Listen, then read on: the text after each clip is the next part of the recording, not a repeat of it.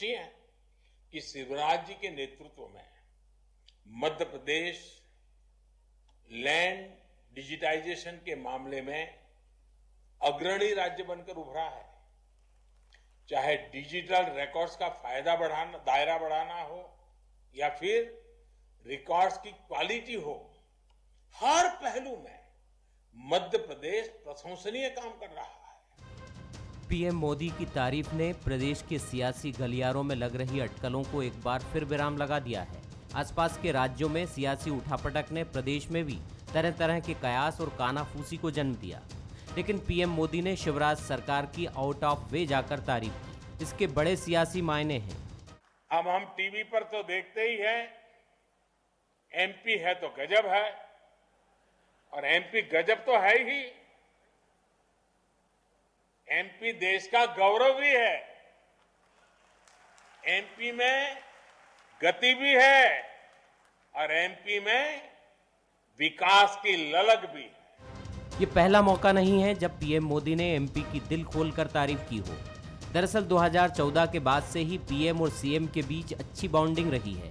कई मर्तबा दोनों के बीच रिश्तों में प्रगाढ़ता भी देखी गई। वैसे एमपी केंद्र की हर फ्लैगशिप योजना को धरातल पर उतारने में सबसे आगे रहा है। चाहे जमीन का डिजिटाइजेशन करना हो, स्वच्छता मिशन अभियान हो, वैक्सीनेशन अभियान या फिर पीएम स्वामित्व योजना, केंद्र के हर प्लान को अमली जामा पहनाने में एमपी अग्रणी रहा है। मैं प्रधानमंत्री जी को बहुत धन्यवाद देता हूं। वो मैन ऑफ आइडियाज हैं। उनके पहले किसी को ये ध्यान में नहीं आया कि गांव में जो जमीन है उसका स्वामित्व दिया जाना चाहिए। ऐसा नहीं है कि प्रधानमंत्री सिर्फ बीजेपी शासित राज्यों की ही तारीफ करते हैं। समय समय पर उन्होंने बाकी प्रदेशों की भी तारीफ की है, लेकिन विपक्ष का नजरिया इस मुद्दे पर अलग है। मध्य प्रदेश में आने वाले दिनों में 3 विधानसभा के और 1 लोकसभा का उपचुनाव है। निश्चित रूप से प्रधानमंत्री जी मध्य प्रदेश की मुख्यमंत्री की तारीफ करेंगे। सही, बहुत अच्छे व्यक्ति हैं, बहुत अच्छा काम कर रहे हैं, तो शायद हो सकता है निकट भविष्य में मध्य प्रदेश से उनको अपने पास बुला लें। वो देखो, इसका आशय बहुत स्पष्ट है कि शुद्ध अंतःकरण से जो मोदी जी की अपेक्षाएं हैं और शिवराज जी के जो कार्य हैं उनका तालमेल है। मोदी जी ने जब सरकार बनी, प्रधानमंत्री पद की शपथ ली, उससे पहले अपने पहले भाषण में कहा ये गरीबों को समर्पित सरकार है। और पिछले 14-15 साल से 16 साल से मध्य प्रदेश में जो सरकार चल रही है वो पहले से ही गरीबों को समर्पित सरकार है।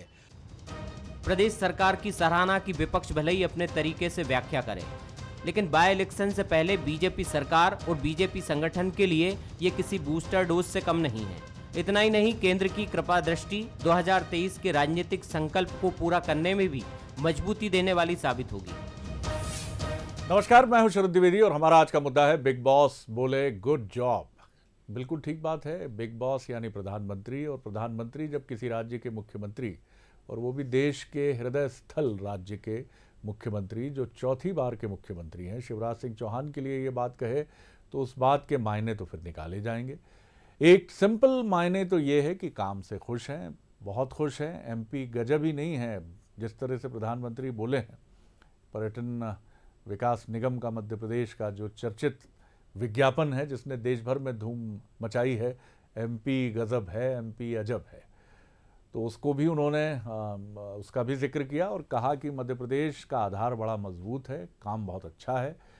और मुख्यमंत्री शिवराज सिंह चौहान एक ऐसे मुख्यमंत्री हैं जो केंद्र की हर योजना को मध्य प्रदेश में प्रथम ऐसे राज्य के तौर पर ज़मीन पर उतारने के लिए जुट जाते हैं, जिससे वो ये कह सके कि हाँ, मैन ऑफ आइडियाज़ जो प्रधानमंत्री को वो कहते हैं, तो मैन ऑफ आइडियाज़ जो उनकी पार्टी के एक प्रमुख सूत्रधार हैं प्रधानमंत्री नरेंद्र मोदी, उनकी योजना को वो ये कह सकें कि मध्य प्रदेश पहला राज्य है सर जिसने इसको इम्प्लीमेंट किया। जाहिर तौर पर इसके राजनीतिक भी अर्थ होते हैं और इसके पॉलिटिकल मीनिंग के साथ ये भी होता है कि मुख्यमंत्री जी जान से जुटे हैं, ये मैसेज भी जाता है। और उस समय जबकि बीजेपी के आसपास के कुछ प्रदेशों में मुख्यमंत्री परिवर्तित हुए हैं, तो ये जो कानाफूसी कह लीजिए, अटकलें कह लीजिए, ये मध्य प्रदेश भी आती हैं और यहाँ भी उन सवालों को मीडिया भी टटोलने की कोशिश करता है और बीजेपी कांग्रेस तमाम टटोलने की कोशिश करते हैं। तो इनसे ये बात भी बहुत साफ तौर पर समझ आती है कि 2023 शिवराज जी के नेतृत्व में मजबूती से और बेहतर काम, तो फिर कोई कौन सवाल करेगा। ये भी एक $1 मिलियन क्वेश्चन है कि जब आप काम अच्छा कर रहे हैं तो फिर कोई क्यों सवाल करेगा। ये भी है कि लेकिन राजनीति है, राजनीति में बहुत सारी चीज़ें ऐसी भी घटती हैं जिनके बारे में आप बातें बहुत करते हैं लेकिन अनुमान लगा पाना सहज नहीं होता। लेकिन यहाँ ये अनुमान बहुत आसानी से लगाया जा सकता है कि प्रधानमंत्री मुख्यमंत्री के काम से खुश हैं, प्रसन्न हैं, और जिस तरह से उन्होंने ये बात कही है तो कोई कयासबाजी 2023 के पहले लगाना जल्दबाजी होगा। आज जो मेहमान इस विषय पर हमारे साथ चर्चा के लिए हैं उनसे मिल लीजिए। दिनेश गुप्ता जी हैं, वरिष्ठ पत्रकार, राजनीतिक विश्लेषक। बहुत स्वागत करता हूं दिनेश जी। हमारे साथ हैं कांग्रेस की सीनियर लीडर, पूर्व महापौर विभा पटेल जी, बहुत स्वागत करता हूं उनका। और नेहा बग्गा जी हैं हमारे साथ, युवा नेता और प्रवक्ता बीजेपी की। और सबसे पहला सवाल दिनेश जी से लेकर हम आगे बढ़ते हैं। दिनेश जी, मुझे बताइए, समझाइए, जिस तरह से प्रधानमंत्री ने बहुत खुले मन से प्रशंसा की है, मध्य प्रदेश का कद मयार वो तो बढ़ा ही है, लेकिन वो तथाकथित जो कयासबाजियाँ, अटकलबाजियाँ चल रही थी वो भी दरकिनार हुई। देखिए शरद जी, प्रशंसा क्योंकि सबसे महत्वपूर्ण सवाल ये है, तो प्रशंसा बड़ा ही स्वाभाविक है क्योंकि एक ही दल के दोनों नेता हैं, एक प्रधानमंत्री और एक मुख्यमंत्री है। और जो कार्यक्रम है जो इसका, आप देखिए, इसका शुभारंभ नहीं है शरद जी, ये जो कार्यक्रम है ये योजना को अमली जामा पहनाने का है। जो मध्य प्रदेश में जो हरदा जिला है उसने ये कीर्तिमान स्थापित किया कि उसने एक डॉक्यूमेंट लोगों को लैंड का दे दिया। अभी मध्य प्रदेश के बाकी 51 जिलों में अभी ये कवायद चल रही है, तो निश्चित तौर पर यदि किसी जिले में संपूर्ण डॉक्यूमेंटेशन हो जाएगा तो एक बड़ी उपलब्धि के तौर पर हम इसे देख सकते हैं। तो स्वाभाविक है प्रधानमंत्री भी आश्चर्यचकित होंगे कि एक ऐसा काम है, ज़मीन के मामले में कोई दस्तावेज देना बड़ा जटिल हमारे यहाँ माना जाता है ये, तो स्वाभाविक उन्होंने तारीफ़ की। लेकिन जो राजनीतिक कयास हैं, राजनीति में शरद जी ये होता है कई बार जो कहते हैं वो एक्चुअल में नहीं होता, क्योंकि ये हमारी आम धारणा है कि राजनीति में जो कहा जाता है हमेशा उसका उलट होता है। लेकिन इसके उलट भी हमने ये भी देखा है कि शिवराज जी के बारे में जितने कयास अभी तक लगाए गए वो सारे गलत साबित हुए। जो लोग अभी से कोई पहली बार नहीं इस तरह के कोई कयास लगा रहे हैं कि शिवराज जी जो है अपने परफॉर्मेंस से या अपने जो उनका जिस तरह का विज़न है, दोनों से वो अपनी क्रीज पर डटे रहते हैं। और जो चुनाव में हमने देखा ही है कि वो लगातार अपने जो है अपना एक परफॉर्मेंस भी प्रदर्शित करते रहते हैं।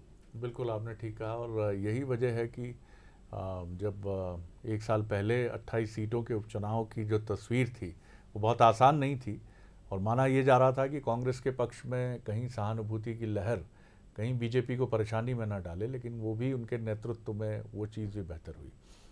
विभा जी, प्रशंसा बहुत ज़रूरी है जीवन में, चाहे विभा पटेल हों, शरद द्विवेदी हों, दिनेश जी भी हों या नेहा भी हों, प्रशंसा मिलनी ही चाहिए। और अगर पार्टी का कोई सीनियर या परिवार का कोई वरिष्ठ व्यक्ति तारीफ़ करता है तब और अच्छा लगता है।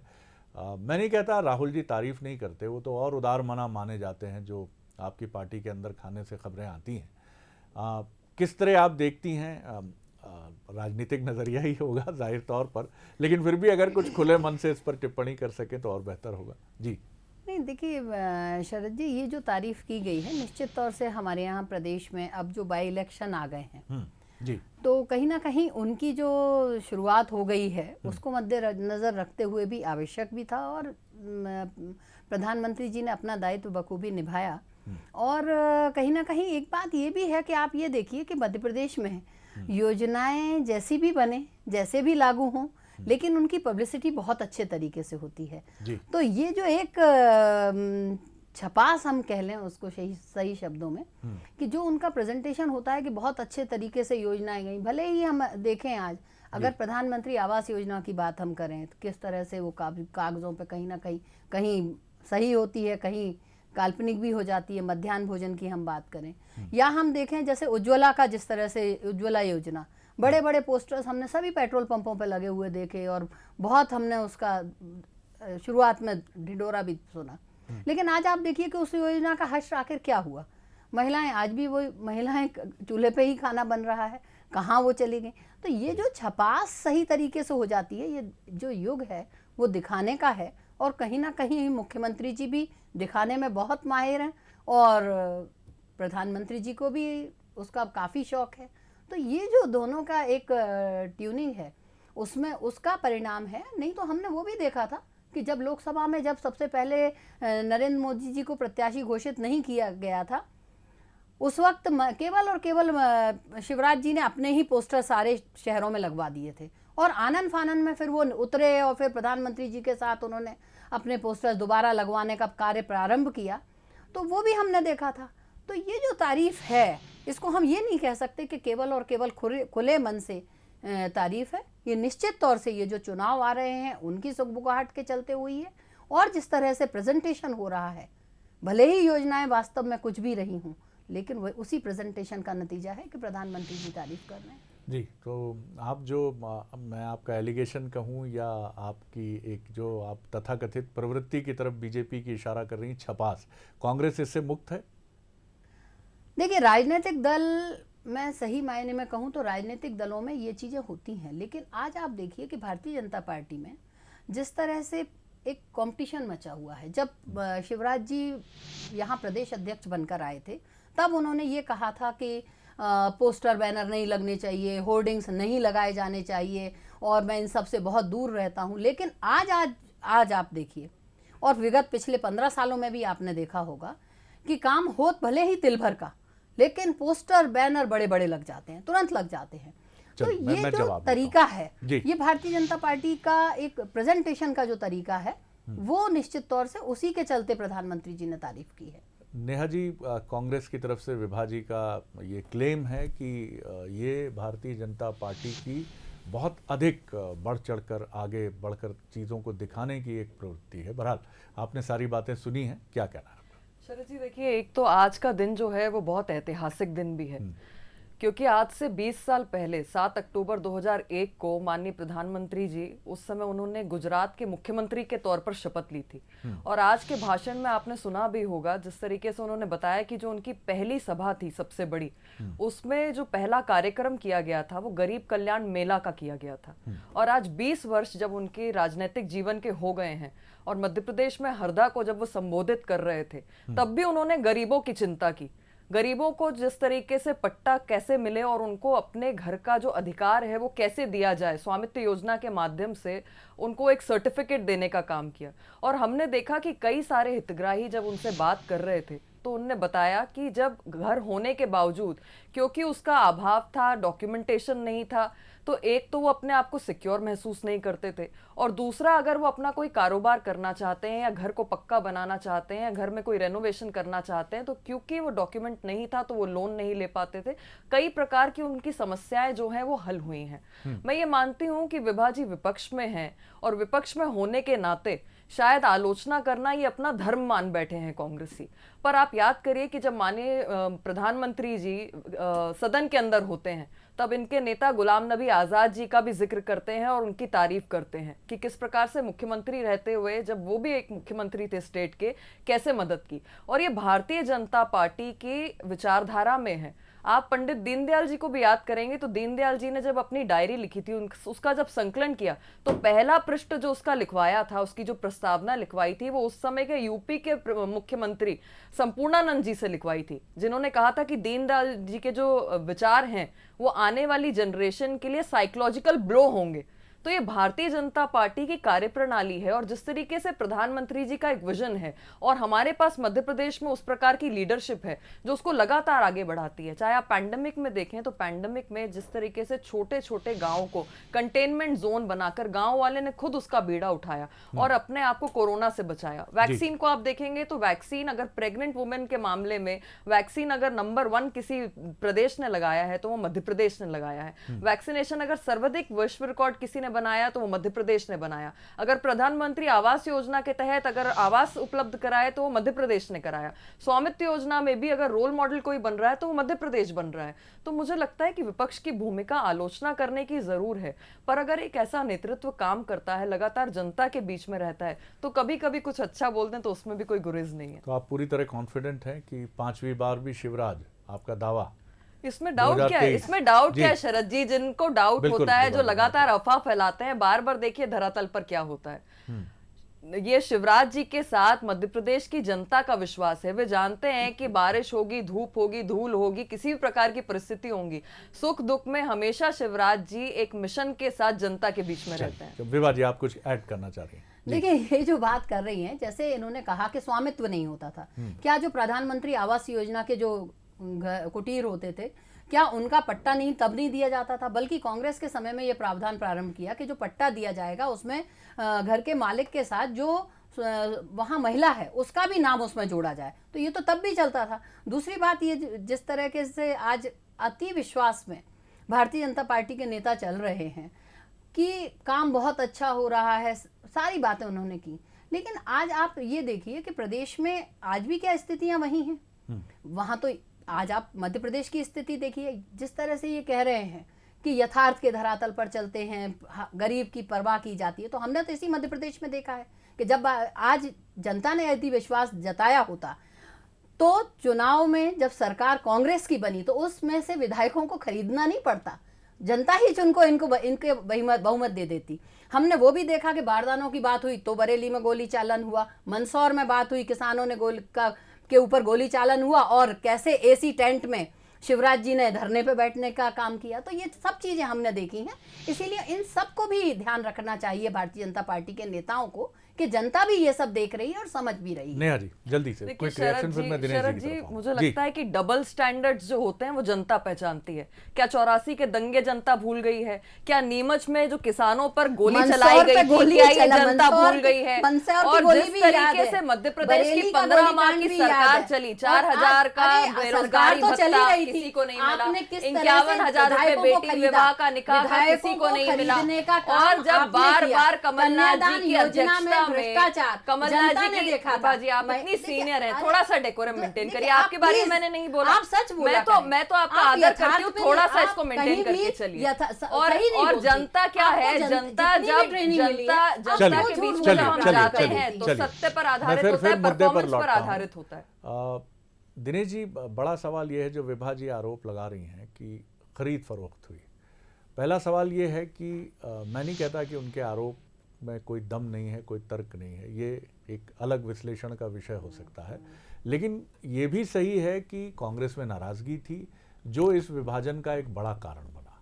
और लोकतंत्र के लिए ये भी कहना कि यहाँ खरीद फरोख्त बड़ी आसानी से है, ये जुमला अगर बहुत सहज हो जाएगा तो भी चुनौती बढ़ जाएगी। फिर तो ये हो जाएगा कि लोकतंत्र का चीर हरण लक्ष्मी मैया का आरोप उन पर लगाना मढ़ना नहीं होगा, मनुष्य की लोभ या लालच की बात होती है। लेकिन फिर हमारे लोकतंत्र का क्या वजूद है कि अगर हम खरीद कर ही सरकारें बनाएंगे और लोगों को लेकर आएंगे तो ये एक अलग बात हो गई, ये एक चिंतन का अलग सिरा है। लेकिन यहाँ अगर हम कांग्रेस और बीजेपी की तुलना करें, चुनौतियाँ दोनों पार्टियों में हैं और बड़ी बड़ी चुनौतियाँ हैं, क्योंकि मैं मानता हूँ कि विपक्ष में रहना फ्री फ्लो में रहना है और सत्ताधारी दल के तौर पर आपकी चुनौती ये है कि जो है उसको तो बनाए रखें और अगले चुनाव की दावे से मजबूती भी करें। उत्तर प्रदेश में अभी जो घटनाक्रम हुआ वो बीजेपी के लिए बड़ा चैलेंज है चुनाव के ठीक पहले। लेकिन कांग्रेस और बीजेपी में जो एक अंतर हम बार बार जिसका जिक्र करते हैं कि वहाँ चीज़ें अगर ऑर्डर में नहीं हैं तो उनको ऑर्डर में करने के लिए एक पूरा तंत्र बैठ जाता है। कांग्रेस में चीज़ें इतनी भयानक तरीके से डिसऑर्डर नहीं है, लेकिन ऑर्डर करने की जो व्यग्रता है शायद उसमें कुछ कमी दिखती है। क्या कहेंगे आप? देखिए शरद जी, दल बदल देश में कोई पहली बार मध्य प्रदेश में नहीं हुआ। आए राम गया राम से लेके आप मध्य प्रदेश तक या जो रोज कुछ ना कुछ घटनाक्रम चलता है, क्योंकि राजनीति में हर व्यक्ति को अपनी राह चुनने की स्वतंत्रता है। आप उसे कोई भी नाम दे सकते हो, खरीद फरोख्त, या उसका विचारधारा से जो है उसका जो अपने आप को अलग कर लेना। तो आप जो देखेंगे कि जो स्थितियां हैं, है लोकशाही, हमारे यहाँ लोकशाही है और लोकशाही में सबसे महत्वपूर्ण है चुनाव। और कोई जो है हमारे यहाँ एक चुनाव के बाद दूसरा चुनाव होता है, वो अलग अलग चुनाव होते रहते हैं और लगातार हम देख रहे हैं हो रहे हैं। और अभी भी जो माहौल है आप देखिए कि हरदा में कार्यक्रम है और खंडवा में लोकसभा का उपचुनाव है। तो जो टेरिटरी है उस कोड ऑफ कंडक्ट की, वो हरदा और खंडवा के बॉर्डर है, वो जहाँ आप देखो कि जहाँ कार्यक्रम है। तो कहीं ना कहीं लोकशाही में जो कोई भी कार्यक्रम होता है, कुछ भी होता है, तो राजनीति बहुत महत्वपूर्ण होती है, क्योंकि आपको यदि सीटें जीतना है, अपने आप को स्थापित करना है राजनीति में, विपक्ष से आपको मजबूत दिखाना है, तो जो भी चीज़ें होती हैं हर राजनीतिक दल करता है। ये जो है आप पुराने दौर में देखेंगे कि कांग्रेस ने भी बहुत सारे दल बदल कराए थे, बहुत सारे जो है सरकारें बर्खास्त हुई थी, तो ये वक्त के साथ चीज़ें बदलती रहती। लेकिन अभी जो कांग्रेस की स्थिति है, निश्चित तौर पर आप ये देखिए कि लोगों के सामने एक चिंता का विषय कांग्रेसियों के सामने ज़्यादा है, और जो है वो केवल इसलिए है क्योंकि 2-2.5 साल का समय हो रहा है कि आप कार्यकारी अध्यक्ष से चला रहे हैं, आपकी कार्य समिति जो है उसको CWC की बैठक की मांग कांग्रेस के भीतर उठ रही है। कांग्रेस पार्टी पहले भी कई विभाजन झेल चुकी है, कोई ऐसा नहीं है कि इंदिरा गांधी के समय नहीं हुआ था, लेकिन आपको उसको ऑर्डर में तो लाना होगा ना, कि यदि आपको राहुल गांधी को अध्यक्ष बनाना है, प्रियंका जी को बनाना है, या किसी को भी बनाना है, तो आप उसको एक बार डिसाइड करके, क्योंकि कितने चुनाव इंतजार करेंगे आप अब पंजाब, उत्तर प्रदेश 5 राज्य हैं। इसके पहले जो है हमने देखा था कि बंगाल के चुनाव के पहले बात होती कि कांग्रेस शायद कुछ निर्णय कर ले, तो जो कांग्रेस की अनिर्णय की स्थिति है, तो निश्चित तौर पर उसका जो सीधा लाभ होता है वो भारतीय जनता पार्टी को मिलता है, क्योंकि वो देश में इस वक्त सबसे बड़ा राजनीतिक दल है और उसकी सरकार है। विभा जी, एक दिन पहले अरुण यादव जी ने बंसल न्यूज़ से बातचीत में कहा कि बड़ी गरिमा से उन्होंने अपनी बात कही कि पार्टी में संवाद का ये जो सिस्टम है ये और व्यापक होना चाहिए, ऐसी वो आवश्यकता महसूस करते हैं। आज मध्य प्रदेश में हम भी महसूस करते हैं, हो सकता है भीतर से आप भी महसूस करती हूँ। मैं समझता हूँ कि ये मंच उन बातों को कहने का मंच नहीं हो सकता है, लेकिन आज अगर कमलनाथ जी या खुद राहुल गांधी जी ये कहें कि अरुण यादव बहुत ही महत्वपूर्ण है, अजय सिंह जी भी उतने ही महत्वपूर्ण हैं, सुरेश पचौरी जी भी उतने ही महत्वपूर्ण हैं, दिग्विजय सिंह जी भी हमारे हृदय के बिल्कुल एक बहुत ही महत्वपूर्ण अंग हैं, और इसी तरह राहुल कहें कि कैप्टन अमरिंदर सिंह भी हमारे लिए बहुत सम्मानित मेंबर हैं। आप क्या, मैं नहीं कहता वो चुप्पी रणनीतिक है, ऐसा भी मैं नहीं कहूँगा, राजनीतिक है ये भी नहीं कहूँगा, लेकिन वो चुप्पी तो है विभा जी, जो चुभती है। नहीं, देखिए चुप्पी की बात नहीं है। आज यदि मतलब ये शायद हम लोग विषय से भटक गए बिल्कुल हैं। सही करें आप, मैं इत्तेफाक करता हूँ आपसे, विषय पर आ जाएं। बिल्कुल ठीक है, मेरा ये दार्शनिक सवाल फिर कभी आपसे जी। नहीं, देखिए आज कोई भी राजनीतिक दल हो, राजनीतिक दल में सारे लोग होते हैं और सभी महत्वपूर्ण होते हैं। हम किसी को भी ये नहीं कह सकते कि किसी का महत्व कम है, लेकिन कहीं ना कहीं इन सब के साथ भी ये होता है कि हमें पार्टी बहुत कुछ देती है और उसके साथ ही हम लोग अपना आगे का राजनीतिक जीवन भी चलाते हैं। तो मैं इसके आगे मैं तो सिर्फ ये कहना चाहती हूँ कि देखिए प्रधानमंत्री जी ने जो की है, आज तारीफ की है, उसमें उसके छाया में, उसके शेडो में हम ये नहीं मान सकते कि मध्य प्रदेश में सभी कुछ सही है। आप भी यहाँ हम डिस्कशन कर रहे हैं, इससे हटकर जब हम बाहर बैठेंगे तो शायद आप भी इस बात को मानेंगे कि सारा कुछ प्रदेश में सही नहीं चल रहा है। आज आप मध्य प्रदेश में देखिए किस तरह से बेरोजगारी लगातार बढ़ रही है, महंगाई अपनी जगह पर मुंह फैलाए खड़ी हुई है, और जिस तरह से महिलाओं की स्थिति मध्य प्रदेश में है, तो ये चीजें अगर हम देखें तो मध्य प्रदेश की स्थिति को निश्चित तौर से आप भी ये स्वीकार करेंगे कि बहुत तारीफ लायक तो नहीं है। लेकिन जिस तरह से चुनाव सर पर हैं और इन चुनावों में जो एक झटका भारतीय जनता पार्टी दमोह में खा चुकी है, उससे ना तो प्रधानमंत्री जी अब दोहराना चाहते हैं और ना ही शिवराज जी उसको स्वीकार करना चाहते हैं। तो हर तरह से वो आज ये चाह रहे हैं कि कैसे भी करके आज आगे आने वाले चुनाव में भारतीय जनता पार्टी की स्थितियां मजबूत हो, भले ही आचार संहिता लगी हो, लेकिन इस तरह के कार्यक्रम होते रहेंगे, जनता को प्रभावित करने के प्रयास होते रहेंगे और ये प्रयास उनके जारी रहेंगे चुनाव होने तक। नेहा जी, इससे तो आप भी इत्तेफाक करेंगे कि सुधार की और बेहतरी की गुंजाइश हमेशा बनी रहती है और विपक्ष की ये जिम्मेदारी भी है कि वो उन मसलों को उठाए। अब ये सियासत का नज़रिया है कि कई बार उसके मसले जो उठाए जाते हैं उन पर एक राजनीति का नज़रिया होता है, लेकिन मध्य प्रदेश को और बेहतर करने की ज़रूरत है। बहुत सारे एरियाज़ हैं जहां हमें काम करने की ज़रूरत है और ख़ुद मुख्यमंत्री शिवराज सिंह चौहान मानते हैं कि हेल्थ है, एजुकेशन है, इंडस्ट्री है, जो उनका अब कोर इशू है चौथी बार। जी शरद जी, आपने बिल्कुल सही कहा। मध्य प्रदेश की सरकार शिवराज जी के नेतृत्व में और भारतीय जनता पार्टी का संगठन वीडी शर्मा जी के नेतृत्व में ये मानता है निश्चित तौर पर कि सुधार की गुंजाइश हमेशा होती है। संगठन के सुदृढ़ीकरण की हमेशा गुंजाइश होती है, और यही कारण है कि निरंतर हम उसका प्रयास भी करते हैं और उसके लिए जनता के बीच में भी रहते हैं। और इसीलिए मैंने आपको अनेकों अनेक उदाहरण दिए कि आज अगर सुचारू रूप से लोगों के खातों में पैसा जा रहा है डीबीटी के माध्यम से, जो सरकारी योजनाएं हैं, तो क्या ये उपलब्धि नहीं है? अगर लगातार किसानों को 6,000 रुपए सम्मान राशि मिल रही है, उसमें अगर मुख्यमंत्री जी 4,000 रुपए और मिला देते हैं, तो क्या ये एक प्रकार की उनके लिए सफलता नहीं है? क्या उनके लिए एक प्रकार का जीवन यापन करने के लिए सरलता नहीं आई है? और जब इनकी सरकार थी केंद्र में, तो आप याद करिए कि राजीव गांधी जी तो स्वयं कहते थे कि मैं 1 रुपया केंद्र से भेजता हूं और 15 पैसे पहुंचते हैं। विभा जी, आप इतनी सम्मानीय हैं, आप थोड़ा सा पेशेंस रखिए। और शरद जी, मैं तो आपसे विनम्र आप दोनों बहुत विनम्र और बहुत ही आप इन्हें अपनी कहिए बात आप कहिए, पेशेंस से सुनती हूँ। मैं विभा जी के पास बिल्कुल अवसर रहेगा, मैं कुछ सेकंड्स आगे भी बढ़ गया तो तीसरी बात यह है कि शरद जी, जब हम डीबीटी के माध्यम से देखते हैं तो हमें राजीव गांधी भी याद आते हैं कि 1 रुपया भेजता हूं और 15 पैसे पहुंचते हैं। वहां पर अगर शिवराज जी की सरकार 1 रुपया भेजती है तो 1 रुपया ही पहुंचता है खाते में, चाहे वो वृद्धा पेंशन हो, चाहे छात्रवृत्ति का पैसा हो, चाहे किसान सम्मान निधि का पैसा हो। और उसी प्रकार से जब हम 15 माह की कमलनाथ जी की सरकार देखते हैं, आते ही ट्रांसफर उद्योग चल गया था। शरद जी, जिस तरीके से छापे पड़े थे, दिल्ली से लेकर सोनिया गांधी के निवास तक लाखों करोड़ रुपए पहुंचाए जा रहे थे, और उन छापों में इसका खुलासा भी हुआ था। ये बात बहुत स्पष्ट है कि सरकार के पास एक विजन होना चाहिए, और जब विजन होता है तो वो धरातल पर दिखता है। जब ये दमोह चुनाव की बात करते हैं तो 28 उपचुनाव को भूल जाते हैं, ये पिछले 5 राज्यों के चुनाव को भूल जाते हैं जहां पर ये अंडा लेकर आए। मैं वही कहना चाह रही हूँ कि ये जिस चीज को बार बार दोहराते हैं कि राजीव जी ये कहते थे, अरे इन्हें तो ध्यान देना चाहिए कि कन्यादान योजना किस तरह से भ्रष्टाचार की भेंट चढ़ी। आज ये बात कर रहे हैं कि 6,000 रुपए केंद्र सरकार ने दिए। अरे ये भी तो देखें कि किसानों की मूंग का क्या हाल हुआ। 7200 रुपए की इन्होंने बात की थी, लेकिन किसान अपनी मूंग 5,000 पर बेचने पर मजबूर रहा। जगह जगह खाली पड़े जो इन्हें आउटसोर्सिंग IAS अधिकारियों के 4-4, 5-5 बार। बहुत धन्यवाद विभा जी, बहुत धन्यवाद नेहा जी, बहुत धन्यवाद दिनेश जी। बड़ा मुद्दे पर आते हैं हम एक बार फिर। बात तारीफ से शुरू हुई और उसी पर हम खत्म करेंगे इस बातचीत को। तारीफ बहुत एसेंशियल है, बहुत ज़रूरी है, ये हमने कहा। और तारीफ बहुत सारी चीज़ों को ख़त्म भी करती है। जब किसी ऑफिस में किसी कर्मचारी के मन में संदेह रहता है कि मैनेजमेंट या टॉप जो बॉस हैं वो उसके काम से संतुष्ट नहीं है, और अचानक या निरंतर ये कहा जाता है कि नहीं, आपका काम बहुत अच्छा है और आप तो हमारे लिए मुकुटमणि हैं, तो ये संशय के बादल छटते हैं। अगर आप इसको कांग्रेस से जोड़ेंगे तो कांग्रेस में मैं ये नहीं कहूँगा कि ये बड़ी परंपरा रही है। राहुल गांधी एक ऐसे खामोश तबीयत के तो नेता नहीं कहूँगा मैं, लेकिन एक अंतर्मुखी प्रवृत्ति के राजनेता ज़रूर हैं, जो बहुत खुलकर अपने नेताओं की प्रशंसा करने में कंजूस हैं, ऐसा कहना उचित होगा, ये मैं आप पर छोड़ता हूँ। लेकिन ये ज़रूर है कि वो भाव जो इंतज़ार करता है, जो कांग्रेस की परंपरा का हिस्सा भी रहा।